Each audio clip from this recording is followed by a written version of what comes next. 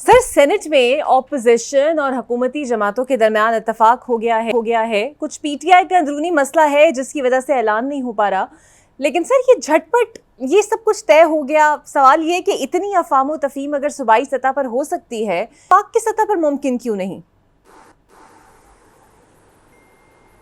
नहीं, देखें, हमारे ऑपोजिशन की सारी जितनी भी जमातें हैं, माँ सिवाय पीटीआई की, हम सबका जो है एक अंडरस्टैंडिंग हुआ कि सेनेट का इलेक्शन जो है वो बिना मुकाबला आना चाहिए।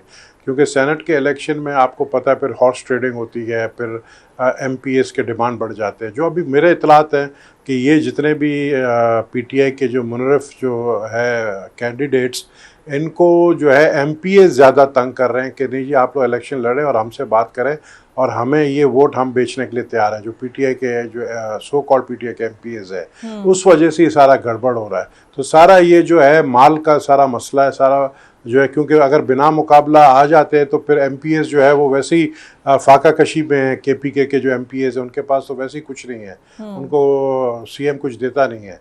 तो उन्होंने सोचा कि ये एक मौका, आखिरी मौका मिला है, पहला और आखिरी मौका, क्योंकि सूबाई असम्बली के अंदर ऐसे बहुत सारे लोग मेंबरान आ गए जो पहली दफ़ा आए हैं और वो इसी तरह बस आ गए, किसी न किसी तरह, जिस तरह वो आए सबको पता है। अब वो जाहिर है, अब ये वक्त आ गया है करोड़ों रुपया कमाने का, तो वो लोग जो है ये सारा कर रहे हैं। जो ये पीटीआई के कैंडिडेट्स विड्रॉ नहीं कर रहे, उसकी वजह ये है कि उन सब ने जो है 20 से 25 जो है एमपीएस ख़रीद चुके हैं और उनको एडवांस पेमेंट दे दिया, जो मेरे नॉलेज में है।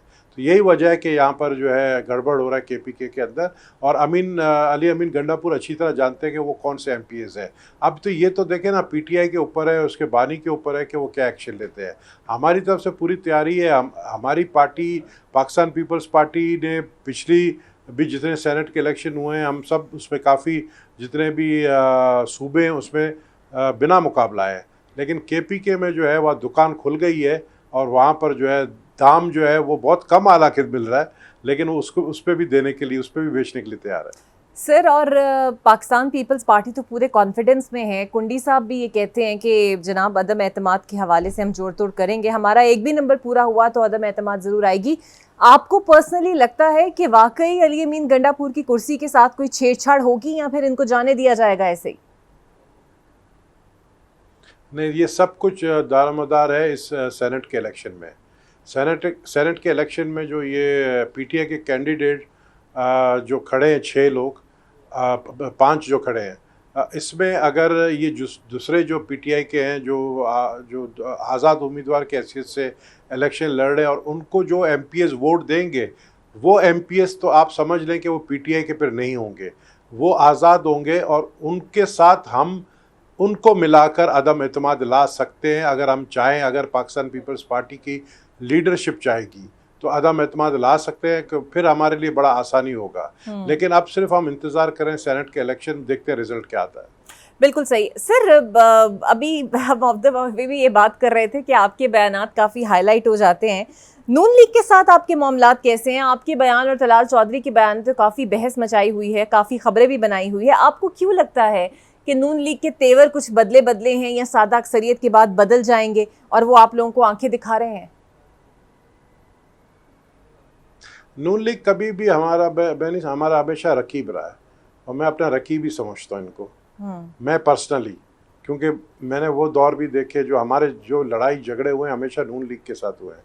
अचानक से हम दोस्त कैसे बन सकते हैं? उनके दिल के अंदर जो हमारे लिए प्यार मोहब्बत है वो बेवफाई वाली मोहब्बत है कि काम निकाल लो और बाद में ठोकर मार लो। तो इनके रवैये में तब्दीली आती है तो मैं समझता हूँ हमें तो बर्दाश्त नहीं करनी चाहिए। लेकिन हम नहीं चाहते कि हम उनके साथ कोई गड़बड़ करें या 2022 वाली सिचुएशन पैदा हो जाए या पीडीएम जिस तरह टूटा, वो हम नहीं चाहते। तो हम उनको चलाना चाहते हैं, हम उनको चलाएंगे। लेकिन मैं ये कहता हूँ पर्सनली, मेरी राय ये है कि प्राइम मिनिस्टर शहबाज शरीफ एक अच्छे इंसान है, वो चाहते हैं कि सबको साथ लेके चले, लेकिन उनके अंडर जितने लोग हैं वो नहीं चाहते हैं कि वो हमारे साथ, अब चूँकि वो समझते हैं कि सादा अक्सरियत उनको मिल गई है तो अब वो नहीं चाहते कि वो हमारे साथ जो है कंफर्टेबली चले। तो हम ये सारी चीज़ें नोट कर रहे हैं इनके रवैये पे। हमारे एमएनएस को इनके मिनिस्टर मिलते नहीं हैं, हमारे एमएनएस के काम नहीं हो रहे हैं, हमारे एमएनएस सिर्फ वोट देने के लिए हैं। हमें कहा जाता है जी वोट दे दो, बजट पास कर दो, जो ये चाहते हैं, जो बिल पास करवाना चाहते हैं, बस हमें कहा जाता है। हम सुबह सुबह पहुंच जाते हैं। मैं कराची का बंदा हूँ, सुबह सोता हूँ फजर में, इनके लिए मुझे सुबह 9 बजे उठना पड़ता है। जाके फिर इनकी शक्लें देखो असेंबली में, फिर जाकर उनको वोट दो, और फिर अगर MNAs का हल्के के कोई काम होता है इनको बोलो तो ये फ़ोन नहीं उठाते हैं। तो अब इस तरह नहीं चलेगा। मेरे ख्याल में पीपल्स पार्टी को इनसे जो है, इनकी जो कमिटमेंट है उसके ऊपर पूरा इनको उतारना पड़ेगा पीपल्स पार्टी को, अदरवाइज तो ये फॉर ग्रांटेड हमें ले रहे हैं। सर, तो इस फॉर ग्रांटेड बिहेवियर को जो वो चला भी रहे हैं और फिर ख्वाजा आसिफ जैसे सियासतदान इसे हाइब्रिड सिस्टम की कामयाबी भी करार देते हैं, वो तो मुतमईन है पीपल्स पार्टी, और आप मुतमईन है इस हाइब्रिड सिस्टम पर? देखिए, जो ख्वाजा आसिफ ने अपनी ही गवर्नमेंट को हाइब्रिड कहा है, तो हम कैसे कहें कि हाइब्रिड नहीं है? अगर ख्वाजा आसिफ मुतमईन है तो फिर हम भी मुतमईन है।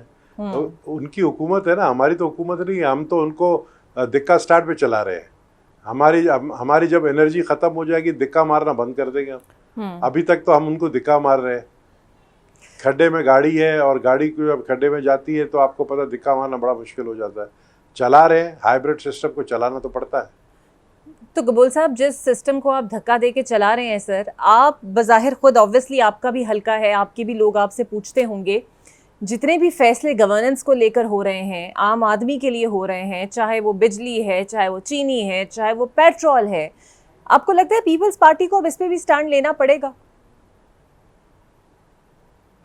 बिल्कुल लेना पड़ेगा। देखें, हमारे अवाम जो है ना इस वक्त यही कह रहे हैं।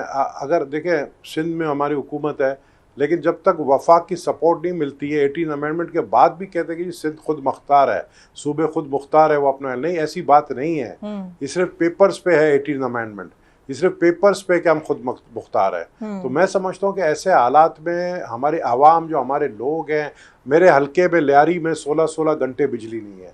मेरे हल्के लियारी की हालत ऐसी है कि मोहनजो दारो बन गया है। तो मैं समझता हूँ कि लोग इस वक्त हमारी तरफ देख रहे हैं और कह रहे हैं कि भाई आप लोग MNA बन के बैठे हैं, आप सिर्फ बिल्कुल एक MNA का, एक MP का कानून साजी होता है कि उनका काम ही यही होता है कि कानून साजी करें, लेकिन आवाम ये बात नहीं समझती। आप यकीन करें कि व्हाट्सएप पे मेरा ग्रुप बना हुआ है, मैं रात के 2-2, 3-3 बजे जो है मुझे मैसेज आता है, सर हमारे गली का गटर बंद है, इसको खुलवाए।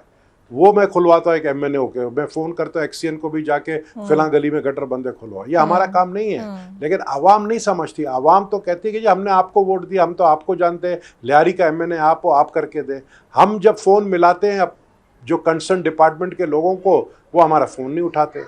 तो फिर हम कहाँ जाए? मुझे बताया, ऐसे हालत में चलना तो बड़ा मुश्किल हो जाता है। बिल्कुल सही। और आजकल तो आपको पता है मुकाबला हो गया है।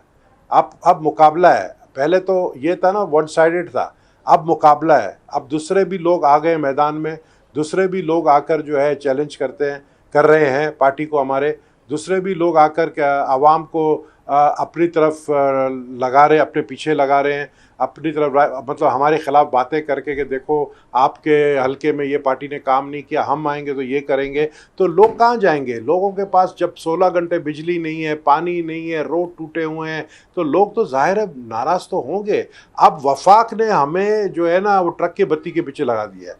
वफाक को मैंने छोटी मिसाल दी है कि 15 अरब रुपया दिया है मोटरवे के लिए सक्कर से हैदराबाद तक, जबकि 400 अरब इस बजट में आना चाहिए था। उन्होंने कहा जी हमारे पास पैसा नहीं है। तो हमें वो लॉलीपॉप से जो है काम चला रहे हैं, लॉलीपॉप दे रहे हैं, और हम क्या कर सकते हैं?